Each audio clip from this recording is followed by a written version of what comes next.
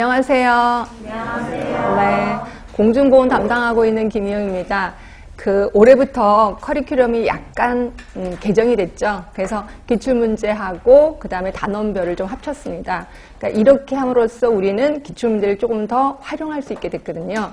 자, 이게 공중보건은요, 그 주기가 명확하진 않지만 한 7년 정도 주기로 그 기출문제가 이렇게 반복되는 경향이 있습니다. 물론 반복되는 게 모든 게 반복되는 건 아니고, 그냥 기본적인 이론은 반복되는 그런 현상이 있거든요. 그럼 그동안에 어떤 문제들이 가장 많이 나왔냐면, 제일 먼저 나온 게 당연히 역학입니다. 지금 뭐 코로나 때문에 그런지 몰라도 역학이 굳건하게 1위를 차지하고 있고요. 그러니까 역학 부분에 대해서는 정말 모르는 것이 하나도 없게 공부를 좀 해야 되겠다라는 생각이 드시면 되고, 그 다음에 이제 2위 정도가 이제 행정이요. 보건행정 쪽이 있고, 그 다음이 환경 쪽이 2위를 차지하고 있어요.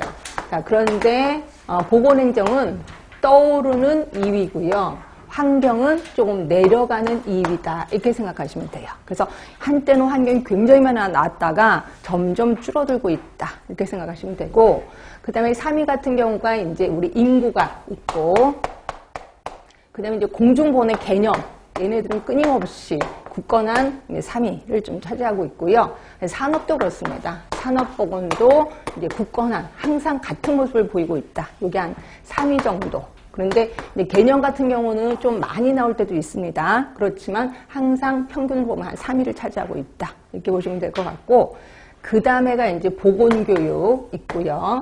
그 다음에 학교보건 같은 거 있습니다. 학교보건도 있고, 자, 그리고 요 정도가 한 문제 정도는 끊임없이 나오고 있다. 그리고 잊을만 하면 나오는 게 이제 위생해충.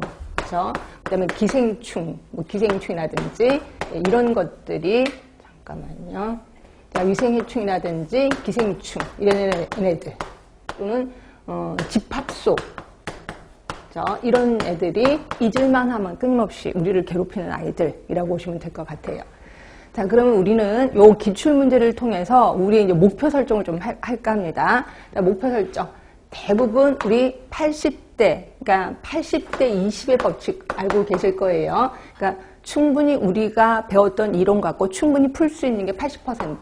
그래서 이 80%는 충분히 이론으로 커버가 됩니다. 그러니까 결국 우리는 요거를 통해서 이 80%는 굳건하게 또는 강견하게 이론을 확립해야 되겠다. 이론 확립입니다. 어떻게 할 거냐면 제가 가로놓기를 갖고 왔습니다. 가로놓기를 통해서 이론을 다시 한번 확고하게 정립을 해야 되겠다 생각하시면 되고요. 그 다음에 이제 10% 문제는 기존의 이론 갖고 충분히 해결할 수 있어요. 그러니까 약간 창의성이 좀 있는 문제다라고 보시면 되고요. 근데 이제 문제는 우리가 알고 있는 거를 그 문제에 도입을 잘 못해. 그래서 이거 낯선 건데? 우리가 알고 있는 거 안 배웠는데? 이렇게 생각할 수 있단 말이에요. 근데 분명히 우리가 알고 있는 지식하고 충분히 해결할 수 있는 게 10%. 그래서 이 10%의 문제에 대해서는 제가 최대한 여러분의 눈에 맞춰서